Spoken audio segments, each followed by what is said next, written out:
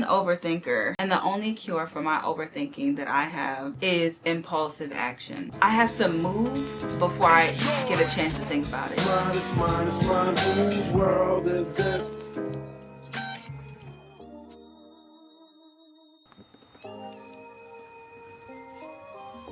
So apparently this was the wake-up call that I needed. As if it being 2025 is not eye-opening enough. Like, it is officially 15 years since I graduated high school. All the anchor memories that I used to cement myself in time are now decades, light years away at this point. And I've been carrying over some of the same dreams like year to year to year. And I've definitely done some evaluating to see if these dreams are even still worthwhile, if they still fit the palette of the woman who I have become. Obviously, I've grown. My interests have changed. I am a 32-year-old woman. I almost said 33. Not 33 yet. And honestly, there's just too much to learn for me to only learn from my own experiences. It's just so much easier if I take some time to learn from others while learning from mine as well.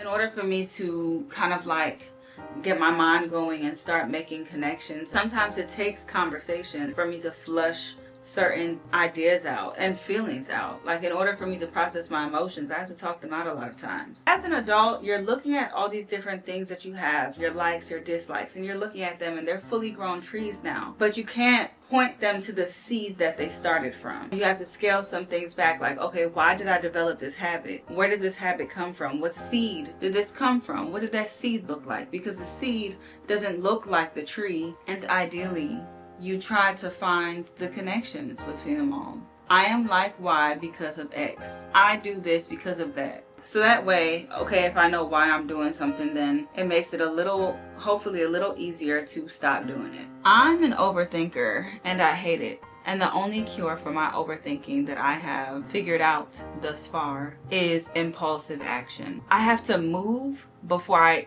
get a chance to think about it. And if I recognize that I do have the opportunity to think about something, I need to tell myself, no, now is not the time. Do it now, think about it later. And I have to constantly like train myself of this new process. I have to like reprogram my mind to be like, okay, we're gonna be impulsive now, but it's a good impulsive. It's not the same kind of impulsive as like touching the burning hot stove. It's a different level of impulsive. I'm just not really sure when I started doubting myself. At this point, I've played small. I've put myself in the tiniest of containers. Matter of fact, I wrote something down. It's been 2.5 years since I released my poems into the wild. And for a while, honestly, the act of curating each page was enough. Taking the tragedies I've tucked in my 5'7" hips and binding them in 6'9" book, I promise it was enough. I didn't need to be seen or heard, and certainly not understood. I'd say this was my release. A final act of, if you ever need the real me, this is where you could find her. I was afraid to consider myself an author because that would mean I'm larger than the small I've become accustomed to. But I don't have any more time to be no one. Because when I wrote this book, I always had you in mind. The bud who blooms like beast and brawl. You are the wildfire that makes deserts. This collection is our tears, our nostalgia, our laughs. They are our bag lady rituals and trauma marriages. We are far from the tiny containers we used to believe in. So please see me.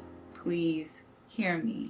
And even in writing that, I felt just like this release of like, yeah, I don't have time to be a nobody anymore. And I don't mean that in like this self-deprecating way, as if I genuinely believe that I'm not someone. But also at the same time, I'm not really walking through life like I am that force to be reckoned with. I'm not really moving and grooving through life like that anymore. I'm cautious. I'm walking on eggshells that I've laid down. There's a pavement in front of me, and yet I'm walking on eggshells. Make it make sense. There's asphalt right there that I could choose to walk on.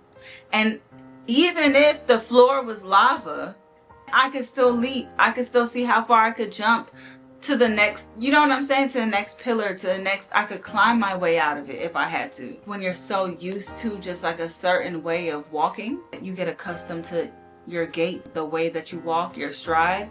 You get accustomed to walking in the same boots that you have walk down to the point where the sole slim to nothing, barely there. Like, you get used to walking in boots like that. you get used to balancing on the balls of your feet and on your tippy toes a lot more than on your heels, because you can't put too much pressure on them. I've been in those situations before where I just had some fucked up shoes, but I got used to walking in them. And I do mean this literally and figuratively. But the fact of the matter is I keep doing this to myself. And it has been me versus me for a very long time. I've been my own worst enemy. I have stopped myself from making change within myself. And I'm just so over it. I just don't have time.